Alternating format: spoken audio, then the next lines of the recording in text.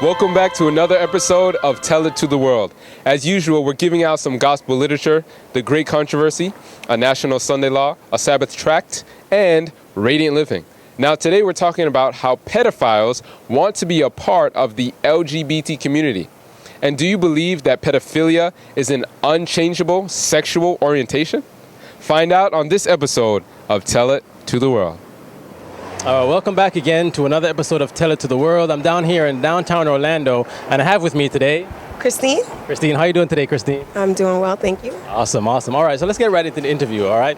So, Christine, recently a German medical student gave a TED Talk entitled, now listen to this title, Why Our Perception of Pedophilia Has to Change. Now, a very interesting topic. During her talk, she said that people need to recognize that pedophilia is a natural force. Now, here's the article from Daily Wire, and this is the lady here, and the headline reads, "We are not responsible for our feelings," and she's referring to pedophiles, right? She's saying she's a pedophile herself? No, she's not saying she's a pedophile, but she's speaking in behalf. In general. Exactly. Now, during her talk, she went on to state that anyone could be born a pedophile. She told the audience, citing it as just an unchangeable sexual orientation, just like, for example, heterosexuality. Now, she's likening that to heterosexuality, saying that we are born this way, right? So, Christine, in your opinion, do you think someone can be born a pedophile? I don't think so. I feel like pedophilia is a choice because I feel like heterosexuality is a choice, homosexuality is a choice, but it's like just because it's a choice or a feeling, that doesn't mean it's the right thing to do. That doesn't mean you should follow that. You should take yourself there because like a lot of people, sometimes the wrong thing is going to come in your mind. It's going to cross your mind in society, like all the ideas that they're putting out, everything that they're saying is a norm, what they teach at school, what they have on TV, what your friends say, what the song said, but that doesn't mean that it's right. And it's like, I don't understand how that could be a sexual orientation that you're attracted to a child. Child is not a sex. Male or female is a sex. So it's not how's that a sexual orientation?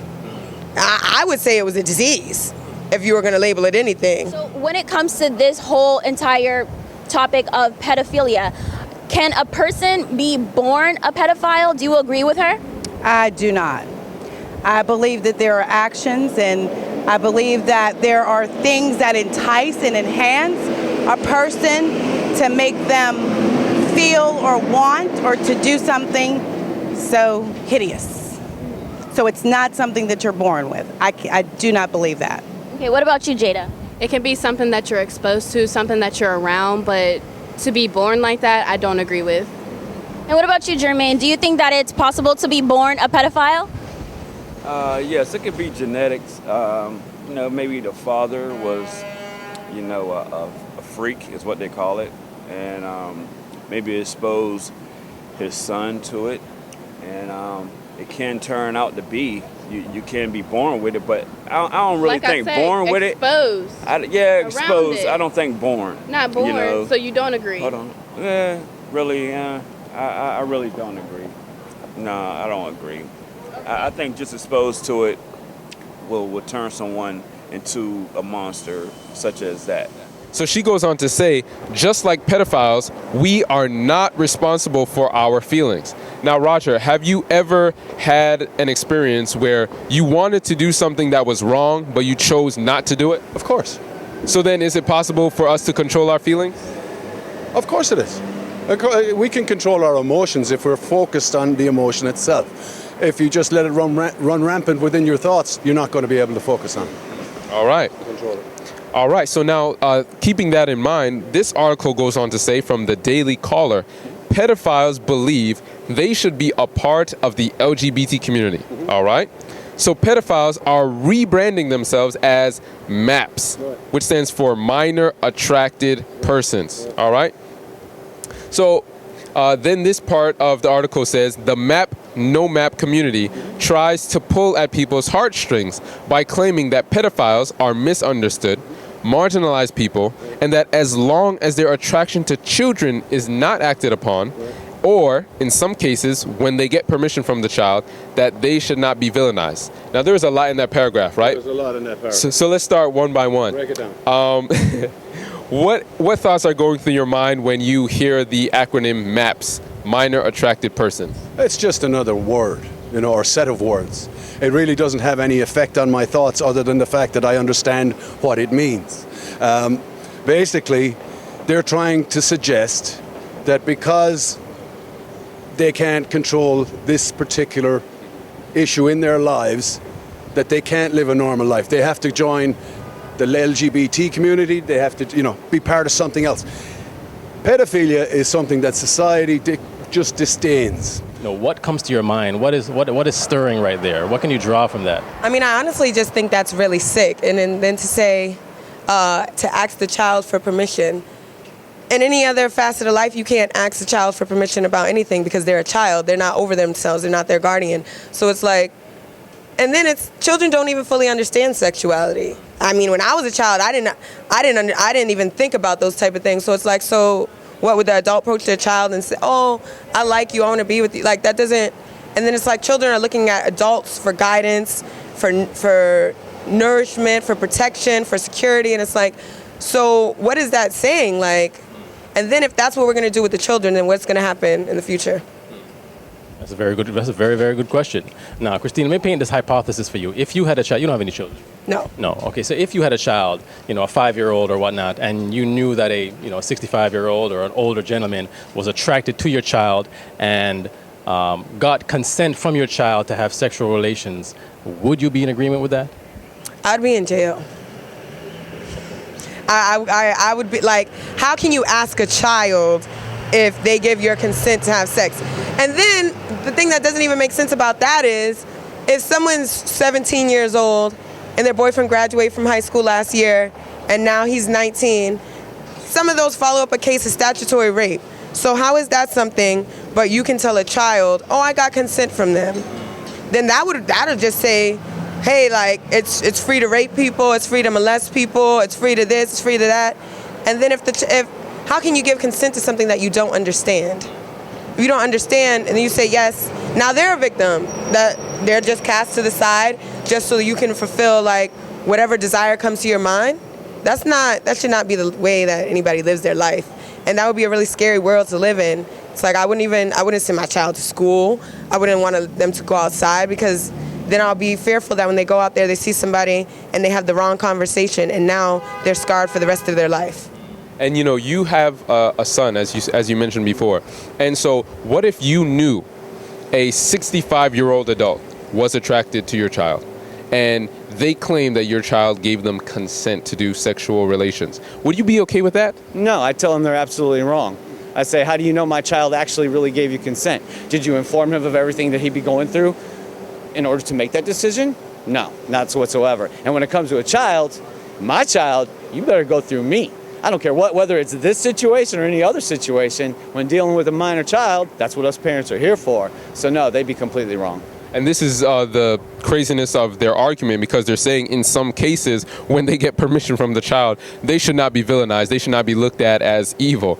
Now, what's interesting, though, is that there are the same argument that the pedophiles make, that they are marginalized, that they were born that way, is the same argument that LGBT individuals make.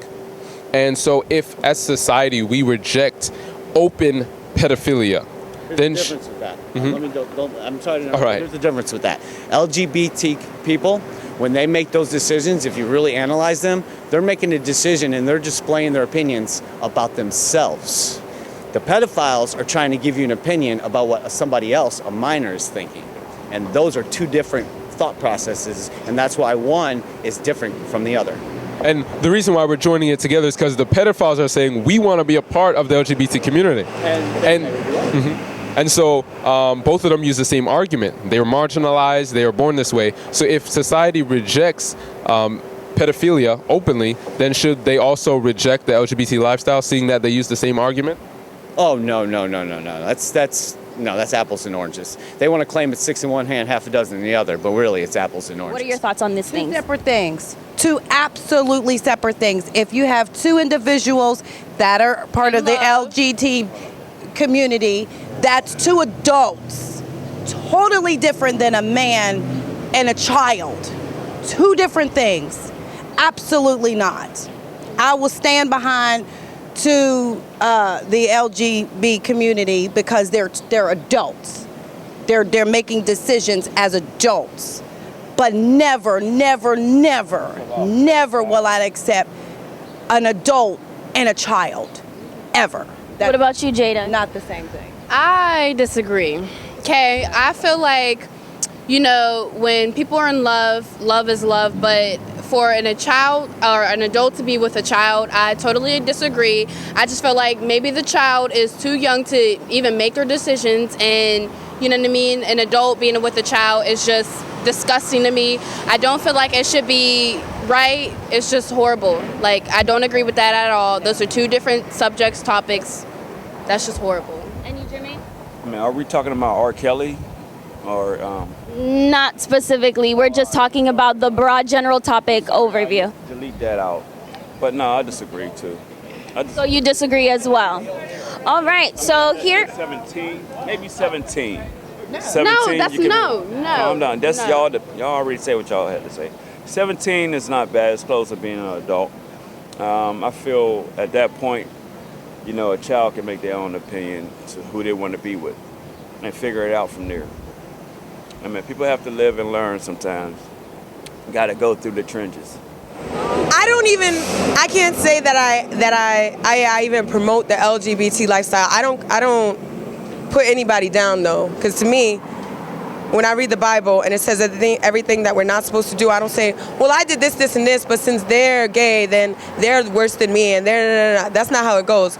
But it's like, at least I can say between two homosexual people or heterosexual people in a relationship, that's that they on the same level. Their mind is at the same level of maturity. They got the same mental, they got the same emotional maturity, they are on the same physical level. Like, so I don't think there's a fair comparison between the two. Because at one point, one is taking advantage of somebody else, and at the other point, it's two people making a decision. Now, if two people want to make a decision, that's really their life. That's something that they'll owe up for at the end. But you can't make decisions for a child and then say we both decided, because then that kind of deletes the premise of even what is a child. Children don't exist because children are on the same level as adult, and they can make consent and they can decide to do whatever they want. And it's not like that at all. And as you shared those powerful points there, you mentioned something that really caught my ear, and you mentioned also, you know, as you read the Bible as well. And you know, Christine, as we looked at a worldview, a societal view of this whole topic, I want us to take a look at a biblical view as well, because in the Bible it tells us that God is preparing a people, you know, to stand in the world as we see immorality being so prevalent, you know, as we see the crime and the madness, you know, pedophiles in this world, you know, everything going haywire. God is looking for those who want to stand by his principles. And you know, in the book of Romans chapter 9 verse 28 and 29, it tells us that God will have to cut this short, even this world, he would have to cut it short in righteousness, because these things are becoming so prevalent, society is becoming so horrible that Christ will have to come soon. You know, and in that verse there, it says, for he, in verse 28 of Romans 9, it says, for he will finish the work, Jesus, and cut it short in righteousness, because a short work will the Lord make upon the earth. And we see that all around us. You know, we see the immorality, we see the crime and the disease and all that's going on, even this topic that we're talking about. And verse 29 says, and as Isaiah said, before except the Lord of Sabbath had left us a seed, we had been as Sodom and more like unto Gomorrah. So it even paints a picture of Sodom and Gomorrah, because we know what happened back then in Genesis 19, right? That's literally when I look at all the things that are going on in the world right now, that's what I say. I'm like, oh my God, it's like we're in Sodom and Gomorrah. And it's crazy, because the more you fight for something righteous or against something that you think is unrighteous, that you know is unrighteous in your heart, the backlash will be on you. And I'm like, it's wild, because it's like, it's already been written, it's already been seen what destruction happened to them for living their life that way. But people don't care. They want to do it. They want to say like, it's my life, it's my life, it's my life. But that's the whole point. It is your life. Why are you wasting it that way? Is that what your life was supposed to be about? Is doing wrong or trying to prove to somebody like, but I can do this because it's me? Well, what about after? Exactly, that's it, you know. And the thing is, Satan wants to blind our eyes and make us believe that these things cannot be overcome. You know, he lets us know that he discourages us and lets us know that we can't overcome these things, but Christ does. Through the power of Christ, we can overcome these things, Christine, because in Hebrews chapter 7, verse 25, it says, wherefore he, Jesus, is able also to save them to the uttermost. Even those who are pedophiles, he's able to save them as well, you know, and to save those to the uttermost that come unto God by him, seeing he ever liveth to make intercession for them. You know, because again, there is power, there is victory, but only through Jesus Christ. And as you mentioned before, you know, we have to be able to see these things and, you know, call these things by its right name. And if no one's speaking up, then these things are going to continue to go on, and go on. But as the verse said, Christ will come to cut this short in righteousness. So again, Christine, we thank you so much for interviewing with us. I mean, you had some really good points there. And I love discussing this topic with you, so I appreciate it. But what we want to leave with you is this article here, which speaks more on the topic, a little bit more on the subject, and this gift showing how history is being repeated. Do you have any more comments for us? Not too much. Oh, you were very opinionated, so we thank you so much for that. Thank you again. Thank you. Really much appreciated. Thank you again for joining us on another episode of Tell It to the World. Now, you saw the responses of those who we interviewed and how disturbed they were to the topic we discussed today, how pedophiles want to be accepted in society, just like the LGBT community. Now, we don't want to hear just from them, but we want to hear from you as well. So comment in the box below your comments, your concerns, your questions of how you feel to this topic. Don't forget to follow us on Twitter, Instagram, as well as our Facebook. We'll see you next time.